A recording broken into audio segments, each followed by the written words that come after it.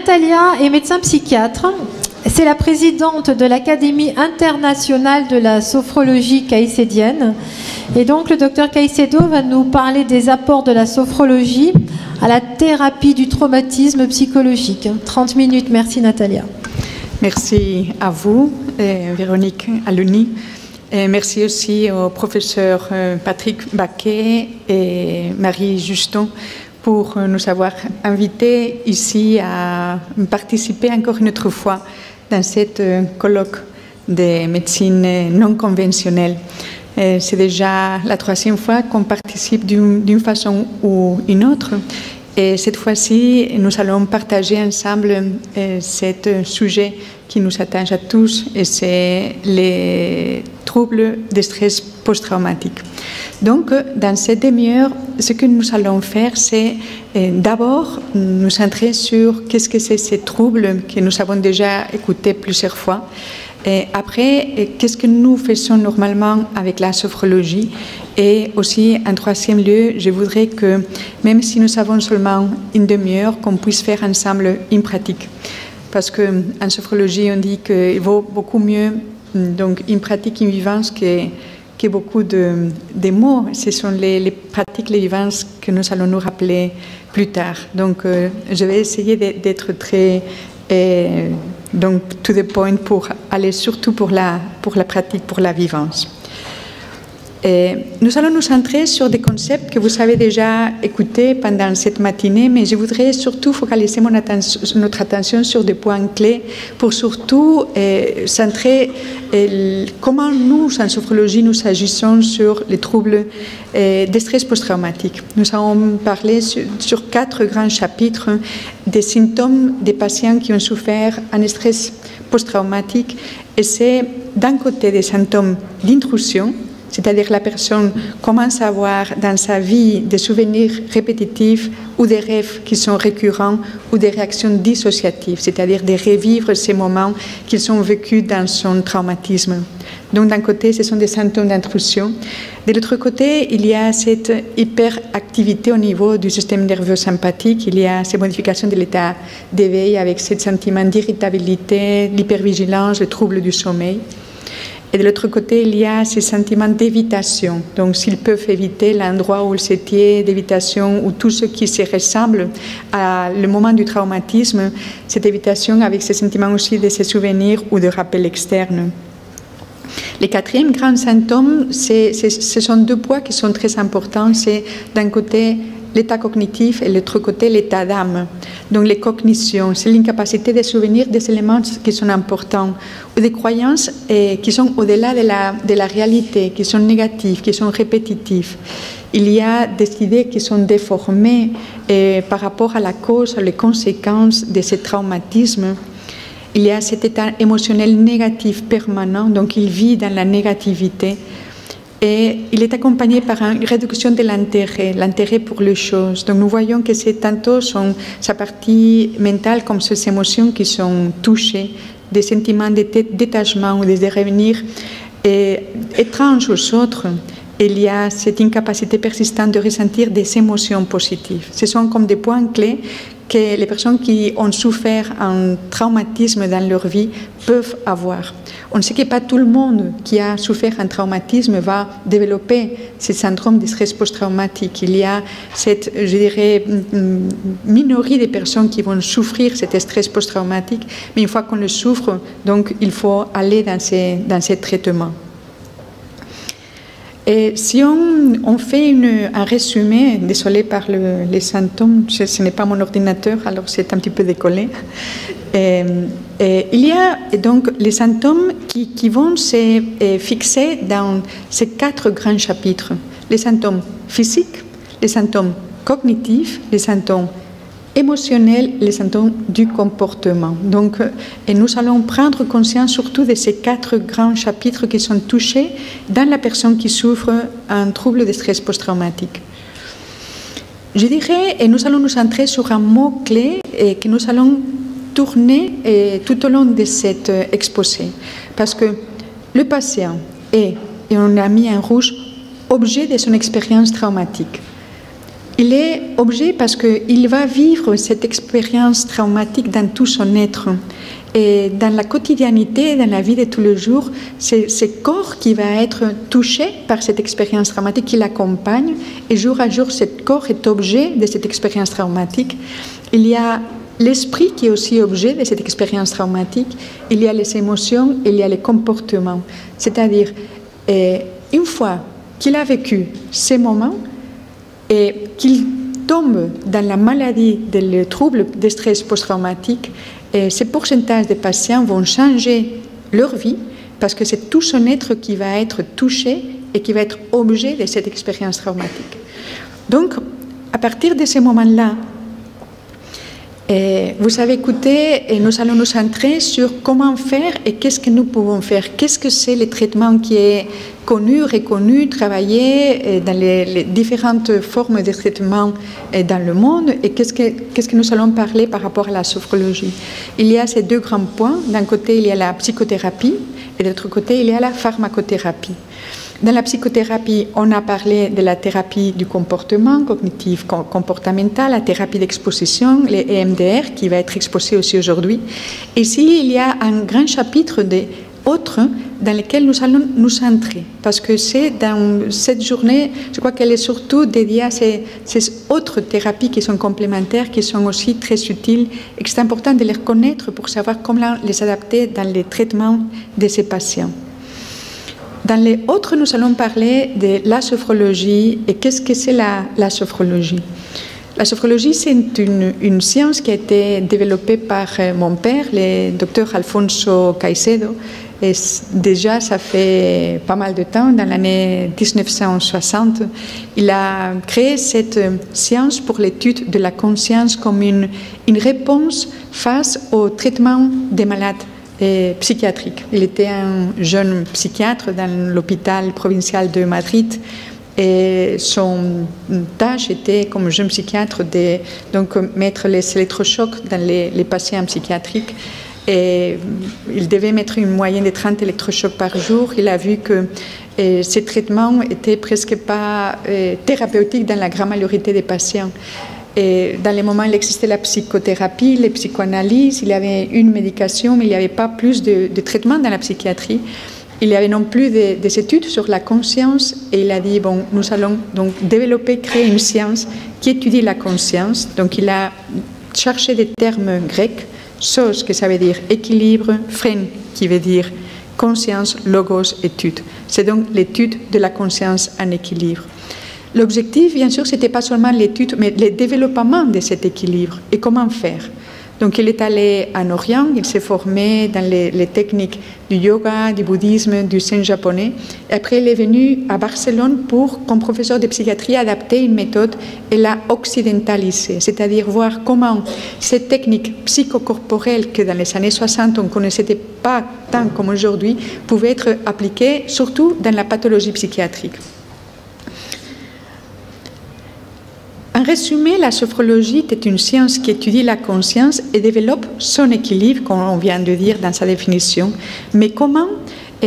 Grâce à un entraînement, c'est-à-dire grâce à l'expérience, grâce à la vivance, comme on dit en sophrologie, personnelle, qui est basée, et comme nous allons le voir tout à l'heure, avec des techniques qui sont d'un côté de relaxation, mais de l'autre côté aussi d'activation du corps et de l'esprit. C'est-à-dire, ce n'est pas seulement une technique de relaxation, mais c'est grâce aux techniques de relaxation que la personne va apprendre à se connaître, à gérer et à donc transformer les capacités et donc les possibilités, les ressources qu'elle a en soi-même.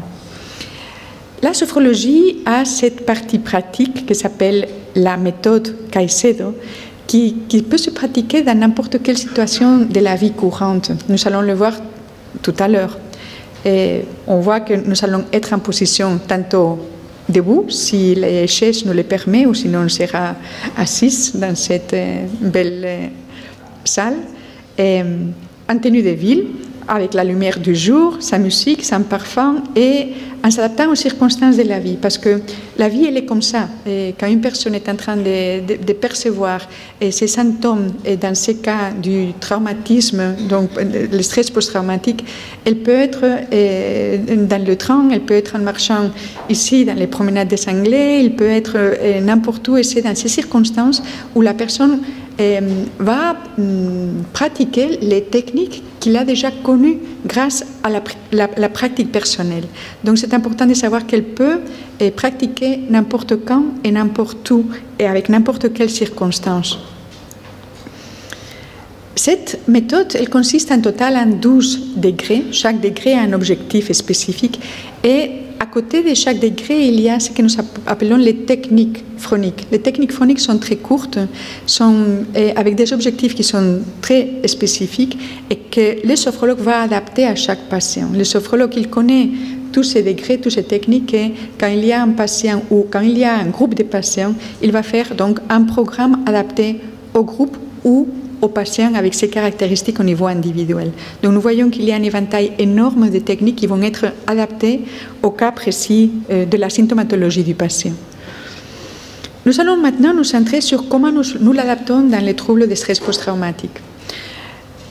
Ce que nous allons faire, grâce à la pratique de la méthode, c'est, si nous pouvons dire, réconcilier la personne avec son être. Parce qu'avec les troubles, on dit que sa vie change et on voit qu'il ne se sent plus bien dans sa peau. Et là, ce que nous allons faire, c'est lui aider à favoriser la perception. Pas seulement la perception, mais aussi la perception positive de tout, d'une façon méthodique. En commençant par son corps, après nous allons continuer par l'esprit, par ses émotions et par ses propres valeurs. Allons-nous voir comment nous les faisons pas à pas. Nous commençons par le corps. Et c'est pour ça que je voulais commencer avec un rappel des symptômes de la personne qui souffre le stress post-traumatique parce que nous voyons que la personne qui souffre de ce stress a des modifications de l'état d'éveil. Nous voyons cette hyperréactivité du système nerveux sympathique. Il y a cette hypervigilance, il y a ces troubles de sommeil. Donc, de ces corps qui souffrent et qui a cette malaise permanent, on va, comme on dit en sophrologie, faire phénomène, c'est-à-dire établir un rapport avec son corps de façon d'abord perceptive. Donc, on va savoir gérer cette hyperactivité. On va faire des techniques de relaxation qui sont très simples pour développer donc les contraires, les systèmes nerveux parasympathiques. Commencer à savoir gérer ces somatisations avec des tensions, relaxation. Donc, ce n'est pas seulement que des techniques de relaxation, mais aussi donc va mixer des tensions et des relaxations. Et pas seulement c'est de faire des somatisations, mais apprendre aussi à percevoir des sensations positives. C'est-à-dire, le corps, ce n'est plus là où je me sens mal, mais je peux commencer à me sentir encore une autre fois bien, mais d'une façon intentionnelle. Je commence à me sentir bien avec mon propre corps.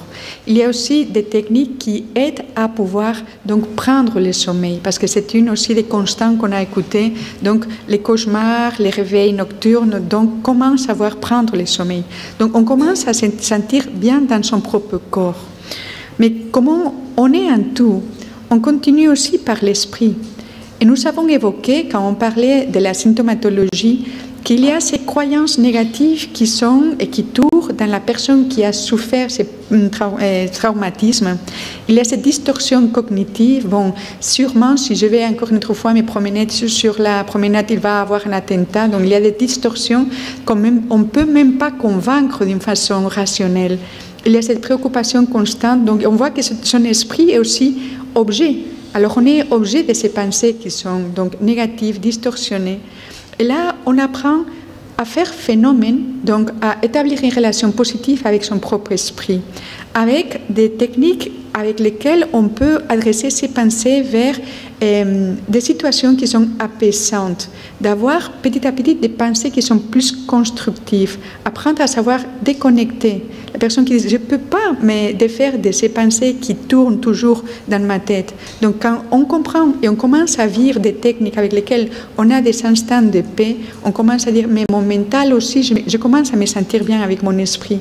Et c'est là quand on commence à avoir aussi des sentiments d'espoir, c'est-à-dire d'être toujours objet de, on commence à être aussi sujet de son propre esprit, petit à petit, grâce à la vivance, à la pratique.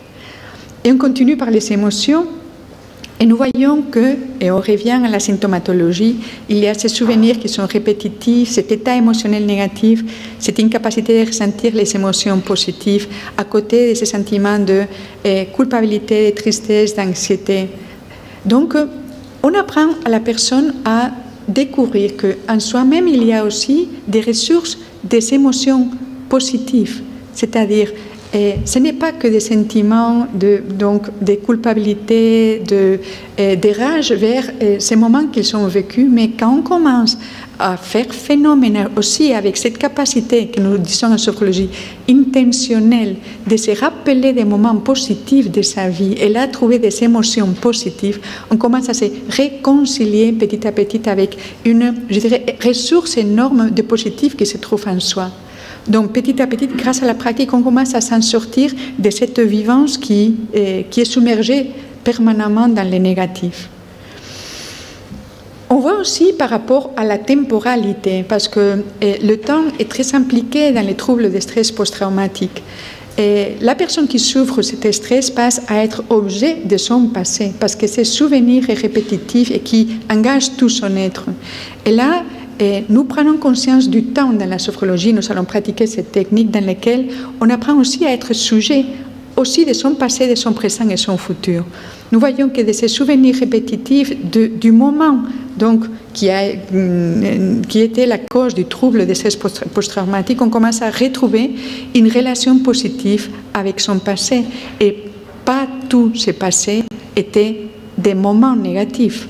On commence à aider à la personne à se rappeler des autres moments qui étaient positifs dans sa vie, à prendre conscience de la présence du positif et aussi à s'imaginer des projets futurs positifs dans son existence. Donc nous voyons que l'être dans le temps commence à être aussi positif, proactif, dans lequel je fais d'une façon intentionnelle partie. Et la personne commence elle-même à participer dans sa propre thérapie. C'est-à-dire qu'elle commence à se réconcilier avec ce qu'on appelle en sophrologie son existence. Aussi ses valeurs, parce que, comme on disait tout à l'heure par rapport à la symptomatologie, les personnes qui ont souffert des troubles par stress post-traumatique ont cette perte d'intérêt pour les activités importantes de sa vie, ou même perte du sens de la vie, ou même quelquefois des sentiments d'indignité. Je ne suis pas digne, ici c'est l'attentat, mais on voit aussi dans la psychiatrie des personnes qui ont été violées, des troubles par rapport à ces vivances qui touchent sa propre dignité. Et avec la sophrologie, on voit que grâce, pas seulement à l'action sur le corps, et l'esprit et les émotions, mais on travaille aussi la présence de ses propres valeurs. Donc, ils apprennent à redécouvrir ses propres capacités qui sont à eux-mêmes. Il ne faut pas aller très loin pour redonner un sens à la vie et pour renforcer ses propres valeurs. Et aussi ces sentiments de dignité qui sont en eux par le fait d'être personne. Donc, on voit que petit à petit, on aide à la personne à trouver en elle-même ses propres ressources positives qui sont en elle-même. Je voulais aller un petit peu vite et me maintenir dans le temps pour passer maintenant à la pratique. Parce que c'est ce qui va nous laisser ces traces et ce qui est très important. Je vais l'expliquer d'abord et après nous allons la pratiquer ensemble. Qu'est-ce que nous allons faire? Nous allons faire une technique adaptée. Je parlais de la méthode Caicedo, je parlais qu'il y a 12 degrés, il y a plus de 60 techniques. Donc ici, nous allons faire, comme on dit en français, un petit échantillon de 3 techniques différentes dans une technique et dans laquelle, est-ce que nous allons pouvoir nous mettre debout ou c'est très difficile ici avec la table? Sinon, on va s'adapter et si on ne peut pas se mettre debout, c'est pas grave, on va le faire assis. Une des caractéristiques de la sophrologie, c'est la capacité de s'adapter. Comme on avait dit tout à l'heure, on peut le faire dans le train, alors on va rester assis. Ça que je voulais faire en position debout, mais où nous allons le faire assis, c'est faire une sophronisation de base, c'est-à-dire nous relaxer de la tête aux pieds. Et après de cela, nous allons faire assis une tension de tout le corps, dans laquelle nous allons monter les bras, inspirer profondément l'air, faire une tension de tout le corps et après expulser l'air et doucement laisser que les bras reviennent à leur position donc initiale. Pourquoi?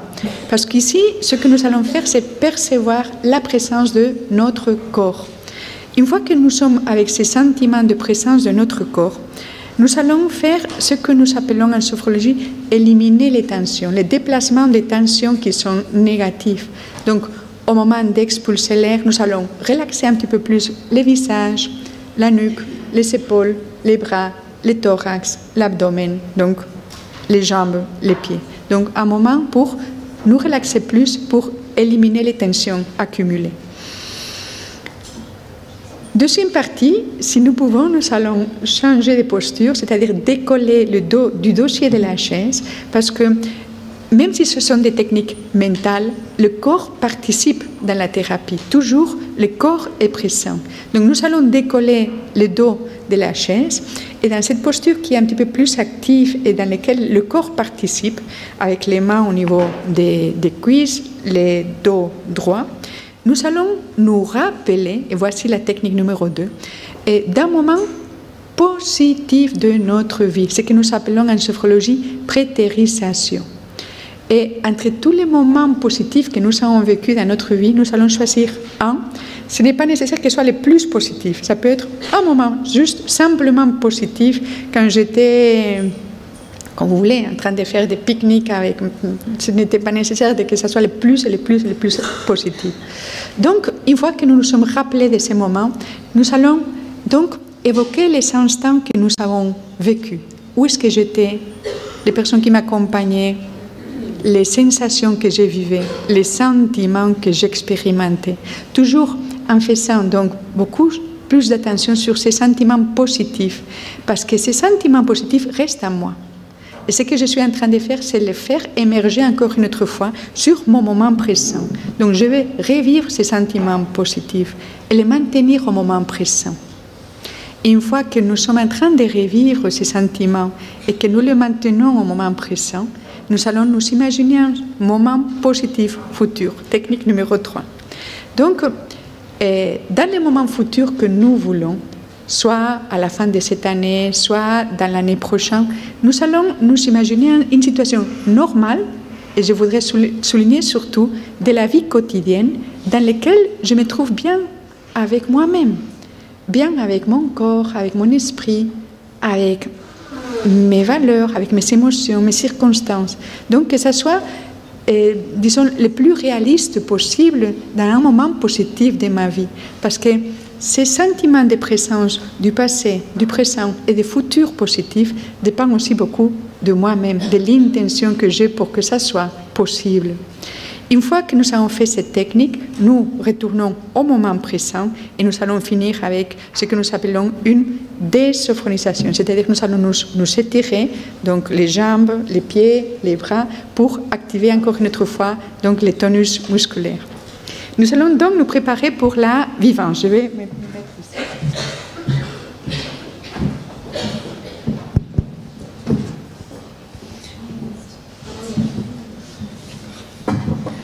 Et nous allons pratiquer ensemble cette vivance. Donc d'abord, c'est important de bien s'asseoir, de défaire les ceintures qui nous servent pour améliorer la circulation. Et avec cette position confortable, nous fermons les yeux. Les yeux fermés. Le corps relaxé. Nous commençons en prenant conscience de notre visage et notre tête, en train de se relaxer.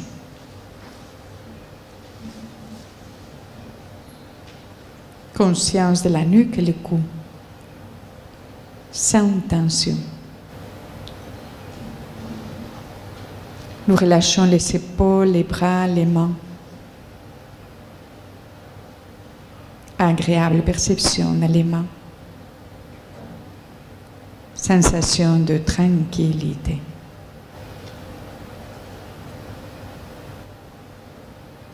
Nous relaxons le thorax, le dos, d'en haut en bas.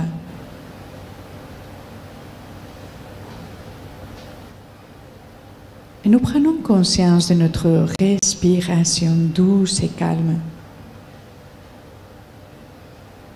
Au moment d'inspirer,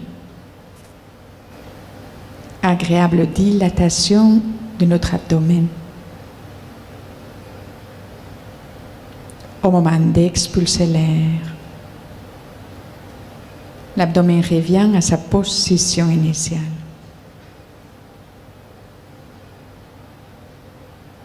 Et à chaque respiration,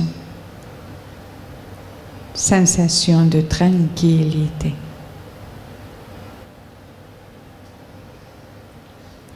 Conscience de la moitié inférieure de notre corps, bas-ventre, jambes, en train de se relaxer. Et pour activer la présence de notre corps, nous allons nous préparer à faire une tension généralisée. Et pour cela, nous levons les deux bras à la verticale, nous fermons les poings. Nous inspirons profondément. Rétention, tension de tout notre corps un peu plus. Expulsion. Relax. Les bras reviennent à leur position initiale. Et pendant quelques instants, nous percevons la présence de notre corps. À chaque expiration douce, agréable libération des tensions accumulées dans tout notre corps au moment d'expulser l'air.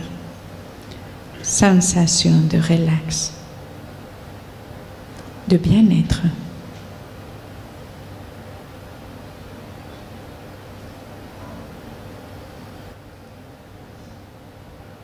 Et avec cette agréable perception, nous allons maintenant nous préparer pour faire phénomène avec notre passé positif. Et pour cela, nous allons décoller le dos du dossier de la chaise pour avoir plus de présence de notre corps avec les mains sur les cuisses, le dos droit, posture confortable.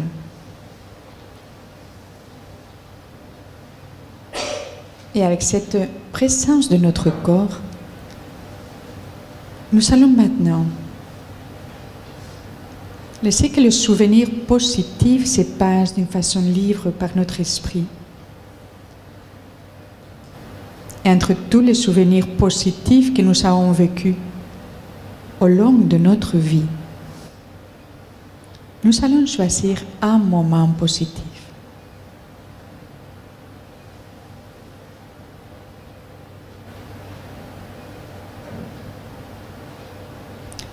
Et une fois que nous avons choisi ce moment, nous centrons notre attention en lui.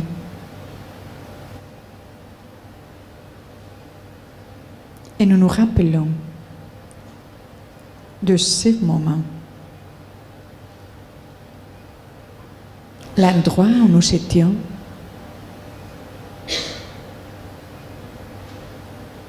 le moment de la journée ou l'après-midi ou le soir.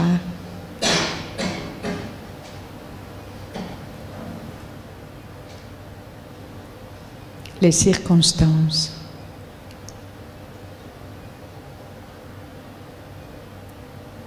Les sensations.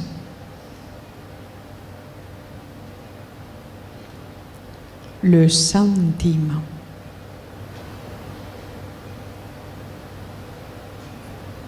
Et à chaque inspiration douce, nous laissons que ce sentiment de bien-être se renforce encore une autre fois en nous, à chaque inspiration. Agréable sentiment.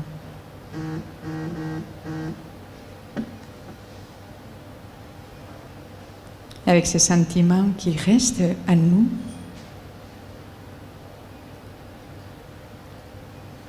nous prenons conscience du moment présent et nous allons nous situer dans un moment futur de notre vie, dans le temps que nous voulons. Quelques semaines, quelques mois, quand nous voulons.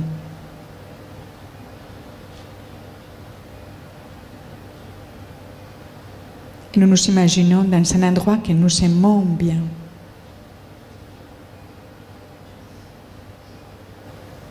Ou tout seul ou en compagnie des êtres chers, en train de vivre des moments positifs. Et nous prenons conscience de nous-mêmes. Je me sens bien. Bien avec mon corps. Mon esprit calme. Et à chaque inspiration douce, je laisse que ce sentiment d'équilibre, de bien-être se renforce dans tout mon être.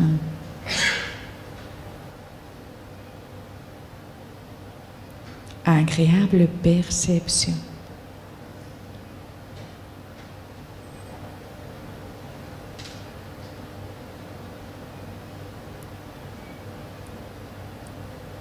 Avec ces sentiments qui restent à nous, nous prenons conscience du moment présent. Relax. Relaxation en appuyant le dos sur le dossier de la chaise. Quelques moments de pause importante pour laisser intégrer cette expérience en nous.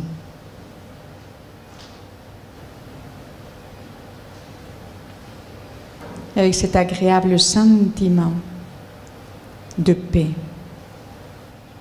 d'équilibre, de bien-être qui va continuer à nous accompagner. Nous allons maintenant nous préparer pour terminer la séance. Nous activons la confiance en nous-mêmes, l'harmonie corps-esprit et l'espoir pour notre vie pleine de sens. Nous terminons en respirant profondément plusieurs fois, faisant quelques mouvements au niveau des orteils, des mains, de notre visage et en nous étirant librement. D'abord doucement, après avec un peu plus d'intensité, le dos, les jambes, tout notre corps. Nous donnons le temps nécessaire pour une complète récupération finale. Et maintenant, quand nous voulons, nous pouvons ouvrir les yeux.